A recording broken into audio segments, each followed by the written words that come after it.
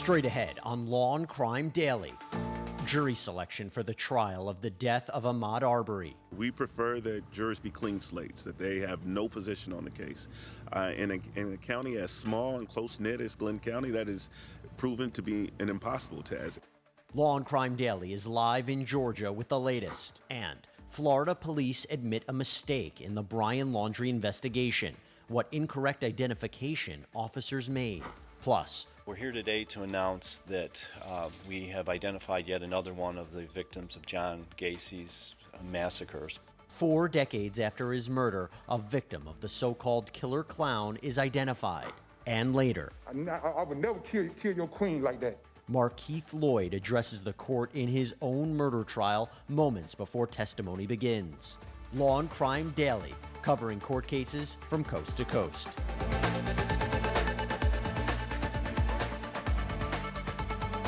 Welcome, everybody, to Law&Crime Daily. I'm Jesse Weber, in for Brian Buckmeyer, along with Terry Austin. Jury selection moves forward in the trial for the death of Ahmaud Arbery as 3 men face charges for the 25-year-old's murder. Father and son duo Gregory and Travis McMichael and neighbor William Roddy Bryant face several charges, including malice murder, felony murder, and aggravated assault. In February 2020, Arbery was reportedly jogging near his Brunswick home when the McMichaels began to tail him in a pickup truck. Travis McMichael eventually shot him, claiming self-defense. Brian filed along in his own vehicle and recorded the incident on his cell phone. The video was later released, causing national uproar. Arbery, a black man, was unarmed at the time of his death. Jury selection for the state trial began last Monday, and on Tuesday, the defense moved to make the area outside of the courthouse a demonstration-free zone, citing comments made by civil rights attorney Lee Merritt. The judge denied that motion. Law&Crime Daily's Brian Buckmeyer spoke with Merritt outside the courthouse. I think William Roddy Bryant is poorly represented. I think his attorney should be focusing on things that actually impact the outcome of the trial. This is his opportunity to say a popular name, get his face on TV. It's asinine. I think the court has agreed with that. I've gotten used to it. There was an early motion about me wearing a George Floyd mask to the trial for the men who murdered Ahmaud Arbery. The two don't conflate, but there was a motion for Mr. Goff anyway. This seems to be what he does. All right, let's go now to Brian Buckmeyer, who's live in Georgia. Brian, it's good to see you. You were at the Glenn County Courthouse today when the defense made these comments. Can you break down the defense's motion and how it involved Lee Merritt exactly? Yes, Jesse. So this morning at 8:30, first thing in the morning, the defense made the oral motions that for a number of things. One, that they wanted any kind of demonstrators or protesters here at the scene to be pushed further back than where they are. Right now, they are just out front inside of the courthouse, peacefully just sitting there and oftentimes breaking out into song. As you noted, also making comments as to Lee Merritt's Instagram and other social media posts, talking about jury selection as well as the general process of picking in this case. Also spoke about the responses generally from Lee Merritt, who is a civil rights attorney, and it was interesting as to how that played out. After that, as you saw, Lee Merritt made those responses as to William Roddy Bryant's attorney. And also, we got a bit of a notion as to when this trial, or at least the jury selection part of this trial, may come to an end. So, Brian, let's talk about Lee Merritt for real quick, because the judge didn't seem to be too happy with the comments that he made on social media. Said he's basically going to take her under an advisement and figure out what to do with it later. Any concern from Merritt on the statements from the court there? Not really. Merritt actually, to some degree, applauded the judge, as you saw there earlier, saying, and I agree with him, that the judge was very professional, understanding that not everyone's going to agree with the judge's decisions and kind of taking that hit, so to speak, saying, hey, Merritt can criticize my rulings or however it may be, but drawing the line and showing a little bit of I would not say disdain, but uncomfort in terms of deciding how far those comments can go as to how they may affect the jury. He hasn't ruled yet as to what kind of restrictions he may or may not have, but to the prosecution's point, that's not an individual who's a part of this case in any way, shape, or form. It's hard to limit that individual's free speech. Brian, you mentioned that we might have a sign of when jury selection will eventually wrap up. What can you tell us? It was interesting. It was kind of an off-the-cuff remark made in an argument by defense attorney Sheffield, saying that we should marry the 6 prospective jurors from this week with the 8 of next week to try to expedite the process, so to speak. And he said that if we were able to do this, we may have all we need by the end of the trial. Now, the defense point was kind of declined by the judge. They weren't going to do that. But in his discussions with the judge in the court of trying to push forward in this process, it appears, at least by defense attorney Sheffield, that we may have jury selection ending either by the end of the week or sometime early next week. All right, well, it's easy to say it, but this is becoming a very complicated process. No shadow of a doubt about that, and we'll see which way it goes. Brian Buckmeyer, thanks so much. Appreciate it as always. Over now to an update to a story that we first brought you earlier this week. A Wisconsin judge rules that Kyle Rittenhouse's defense can call a use of force expert, a witness in the upcoming trial. 18-year-old Rittenhouse is charged with homicide and attempted homicide after the August 2020 shootings in Kenosha, Wisconsin. Prosecutors say that Rittenhouse shot and killed 2 people and injured another during the unrest that followed the police shooting of Jacob Blake. On Monday, Rittenhouse appeared in court for a last-minute set of motions before next week's trial. After both sides came to a compromise on use of force expert testimony, the judge also ruled that the 2 deceased men and the man who was injured could not be referred to as victims. He also allowed a video to be admitted into evidence that shows police officers before the shooting telling Rittenhouse they appreciated him being there. Rittenhouse's team argues that he acted in self-defense. His trial is set to begin with jury selection on Monday, November 1st. And still ahead on Law and Crime Daily, a victim of the so-called killer clown.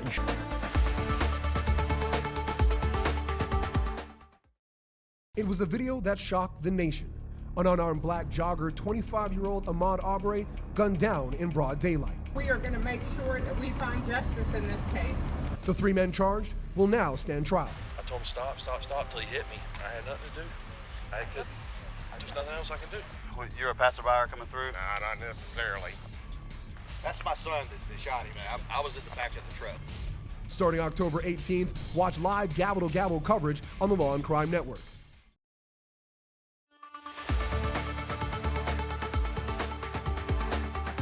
And welcome back, everybody. Police in Northport, Florida say that they made a mistake when they were keeping an eye on Brian Laundrie. This is all following the missing persons report for Gabby Petito. Law and Crime's Anjanette Levy's here with the somewhat startling admission. Anjanette, what do you have for us? Yeah, Jesse, this is pretty surprising. You know, you may recall back on September 16th, Northport's police chief said during a press conference that he knew where Brian Laundrie was. Well, now, according to a police spokesperson, that turns out to not be true because he says that officers actually mistook Brian's mother, Roberta, for him. Now, the Laundrie family attorney says that Brian left the family's home on September 13th in a silver Mustang to go hiking at the Carlton Reserve. That police spokesperson told Wink News that officers watching Brian Laundrie saw the car return to the home 2 days later and thought they saw Brian get out and go into the house. Well, it turns out it was Laundrie's mother, Roberta, getting out of that vehicle after returning from picking up the car at the Carlton Reserve, meaning that Brian Laundrie never returned home. The spokesperson told Wink the officers felt Brian and Roberta had similar builds, but the Laundrie family attorney, Stephen Bertolino, told me everyone makes mistakes, but Brian and Roberta are not built the same. Bertolino said in a statement it was NPPD that put the ticket on the Mustang at the park. And if they saw Brian leave on Monday, the 13th, in the Mustang, which is news to me, then they should have been watching the Mustang in the park starting on Monday, and they would have known it was Chris and Roberta that retrieved the Mustang from the park. Now, to be clear, none of this may have made a difference with respect to Brian's life, but it certainly would have prevented all of the false accusations leveled by so many against Chris and Roberta with respect to hiding Brian or otherwise financing his, quote, escape. Now, Bertolino said that law enforcement officers and the searchers did the best they could to find Brian and that their efforts are appreciated. Brian Laundrie's skeletal remains were found, you'll recall, last week at the Carlton Reserve. Right now, a forensic anthropologist is working on those remains, the skeletal remains, to determine his cause of death, if possible. Jesse? All right, let's break it down. So we're also joined by co-host Terry Austin, as well as criminal defense attorney Sue Ann Robinson. And Jeanette, let me just stick with you for a second. Is there any word on whether this affected the outcome of the investigation at all? I hear what Bertolino said, but did the police say anything? Yeah, it's interesting, Jesse. I have actually reached out to Josh Taylor, the spokesperson for Northport Police. He has not yet returned my email from much earlier in the day, but he told another Florida TV station, other than Wink, that he doesn't believe it would have made a difference because it sounds like he believes, and maybe now the other police officers believe, based on the skeletal remains that were recovered, that Brian Laundrie may have already been dead by the 15th when the vehicle returned to the home. Well, Sue Ann, I got to ask, with a mistake like this, does it make you wonder, were there other mistakes in the case? Of course, and that's really why the officers are coming forward and admitting their mistake, because now every single part of their investigation, everything they did, every question, every witness, every photograph, everything is going to be scrutinized, re-scrutinized, and looked at a million times. So they really, really, really have to dot their I's and cross their T's in this case because there's so many eyes on it. And the scrutiny is really what's going to make sure that we all have the best information. So I don't have an issue with it, but certainly making a mistake like, oh, we thought the mom of Brian Laundrie was Brian Laundrie is a big mistake considering the type of case and the high profile of the case. Terry, we've discussed this issue before. Got to bring it up again with this new development about the confusion between Brian and his mother. Do you think the Laundries could face potential charges here? Listen, I know that the police made a mistake in misidentifying Brian, but you have to question whether or not Roberta Laundrie was being intentionally deceptive. I still believe that they could be charged with accessory after the fact. You just have to show they knew about a crime and that they aided in the escape. And I think they can be charged with obstruction of justice. If you think about it, Jesse, Brian Laundrie came home on September 1st. They went camping together as a family on September 6th and 7th. They have to know what happened. So I definitely think they're holding back information, and I do think charges can be made against them. I don't know, driving that Mustang, it's a little curious to think about. And Jeanette, thank you so much for reporting on this. Appreciate it as always. Coming up on Law and Crime Daily, a victim of serial killer John Wayne Gacy is positively identified. How investigators solve the mystery of a John Doe victim more than 40 years after his murder.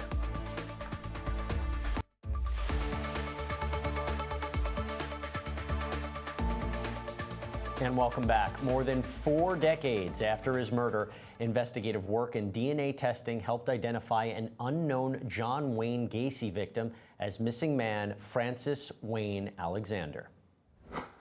Wayne came here in '75 and was only in here for a short period of time. He had the misfortune of both living in the area where John Wayne Gacy did most of his killing, where he targeted most of his victims.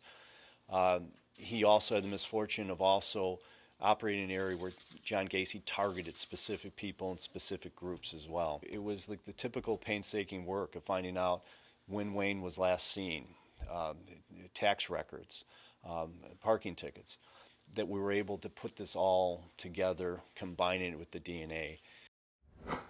Alexander's remains were found in the crawl space under Gacy's Chicago area home back in 1978. The serial killer was charged with 33 murders. He was dubbed the so-called killer clown, as he often dressed as a clown and performed at children's hospitals or events. Gacy was sentenced to death and executed in 1994. On Monday, the Cook County Sheriff announced Alexander as a victim, citing police work and scientific research from the DNA Doe Project. DNA from Alexander's tooth was sent to 3 different states to find a genealogical match. The Cook County Sheriff says that 5 of Gacy's victims still remain unidentified, but they say, or officials say, that they will continue their investigations to determine who the remaining unidentified victims are. So, Sue Ann, how does a discovery like this tell us more about Gacy and, of course, his crime spree? It tells you that we don't really know the extent of everything he did, even post his death. And I think the big word of the day for this family is definitely closure. They finally know what happened to their family member after so long. And that, to me, is the most important part of the story, along with how much police work and investigation goes into it, and that advancements in technology are allowing for cold cases to be solved so many years later. Yeah, and that's a great point. And Terry, how important are these kind of DNA genealogy databases and sites when it comes to identifying unknown victims? It's critically important, and it's not just for victims. It's actually for those people who commit the crimes. You remember in the Golden State Killer case, the authorities followed him and they found some of his DNA in a discarded item, and they did the same thing. They traced back genealogy, and they did find his family members, and ultimately they did that police work that we talked about, and it took them back to the killer. The same thing happens with the victims here. They find something and they trace it back to a family member, and that is how they ultimately are able to find. And Suanna's right. It is the closure that these family members are getting, and sometimes the family members have to be really aggressive as far as chasing this down and following up with authorities to make sure they figure out what happened to their family member. Yeah, and it's great that law enforcement never gave up, and maybe we'll have an end to cold cases moving forward. Moving on to news out of New York, where Eric Garner's family is pushing back with a judicial inquiry 7 years after he died at the hands of NYPD officers. You might recall that in 2014, Garner was approached by police officers who say he was selling cigarettes without tax stamps. A now former police officer, Daniel Pantaleo, attempted to arrest Garner, who pulled his arms away.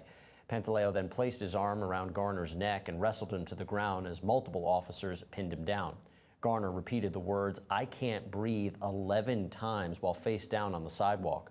Garner lost consciousness and was later pronounced dead hours later at the hospital. A grand jury decided to not indict Pantaleo, and an out-of-court settlement was reached with the city of New York and the Garner family. Pantaleo was later fired in 2019. That was 5 years after the incident. On Monday, Garner's mother and other petitioners began their judicial inquiry. It's actually a rarely used legal process that allows members of the public to investigate alleged neglect of duty by public officials in New York City. Judge Erica Edwards stated that she will not charge anyone at the end of the inquiry, and that the questioning will focus on what really happened leading up to Garner's death. When we come back, testimony begins in Florida from Markeith Loyd's second murder trial. You're going to hear from the defendant, who addresses the court about his arrest and what he says is important in this case. Stay with us.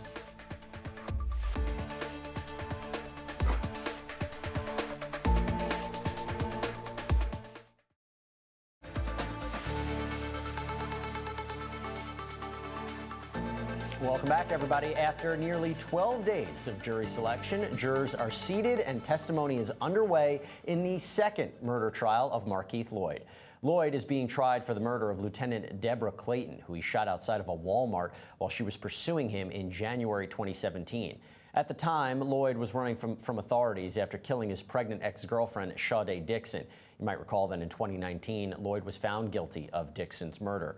Now, he originally faced the death penalty, but was later sentenced to life with no parole. If Loyd is convicted in this murder case, he will face the death penalty again. Opening statements officially began on Monday after jury selection concluded. Loyd previously requested that he represent himself in this case, having little faith in his defense team. And following their opening statements on Monday, he expressed those concerns once again.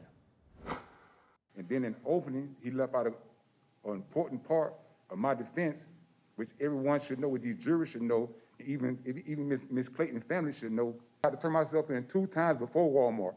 They don't want to talk about that. They don't want the jury to know. Walmart never had to happen. These people know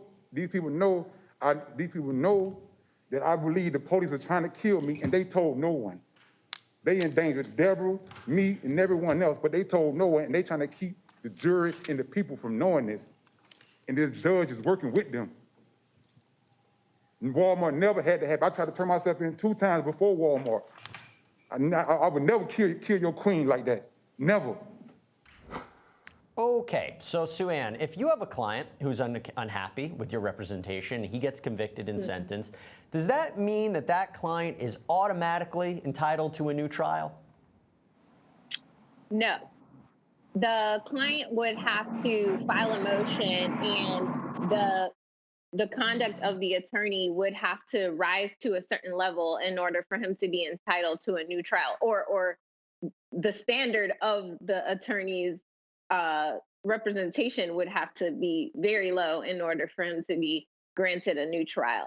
I think, he's in a unique situation where he already has a life sentence pending.